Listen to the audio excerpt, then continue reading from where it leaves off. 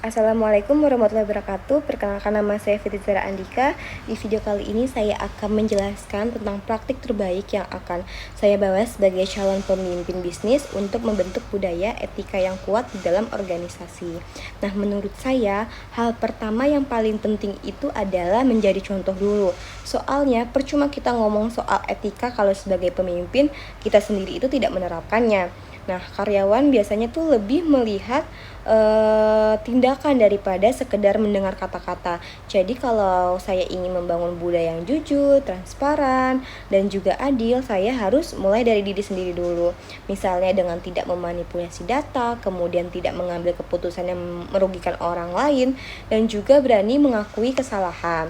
Nah, selain itu saya juga akan memastikan bahwa nilai-nilai etika di organisasi itu jelas sejak awal.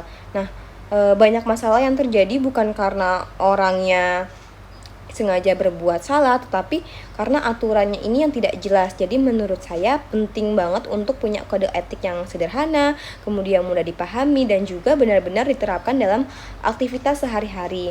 Jadi bukan cuman hanya formalitas saja.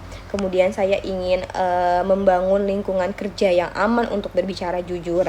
Seringkali ini orang tahu ada masalah tapi takut untuk menyampaikan karena khawatir akan konsekuensinya. Makanya saya ingin menciptakan suasana di mana karyawan ini merasa aman untuk menyampaikan pendapat. Kemudian berani melaporkan pelanggaran dan juga tidak takut selama mereka jujur. Nah, selanjutnya saya juga akan memastikan bahwa target kerja yang diberikan itu realistis dan tidak mendorong perilaku yang tidak etis. Karena kalau targetnya terlalu tinggi, seringkali tuh orang menjadi terpaksa mengambil jalan pintas. Seperti yang terjadi di kasus penjualan produk bank, menurut saya target itu memang sangat penting, tapi tidak boleh mengorbankan kejujuran dan kepentingan pelanggan. Nah, visi saya tentang organisasi etis adalah organisasi yang tidak hanya fokus pada keuntungannya saja, tetapi juga memperhatikan kejujuran, kemudian keadilan, dan tanggung jawab terhadap semua pihak. Nah, organisasi yang jujur kepada pelanggan, kemudian adil kepada karyawan, transparan dalam mengambil keputusan, dan peduli terhadap dampaknya bagi masyarakat. Dan yang terakhir, dalam memimpin itu saya akan menjadi pemimpin yang terbuka, mau mendengarkan, dan konsisten terhadap nilai-nilai yang saya pegang. Saya juga ingin menciptakan budaya di mana semua orang ini merasa punya tanggung jawab untuk menjaga etika. Jadi bukan hanya pemimpin saja.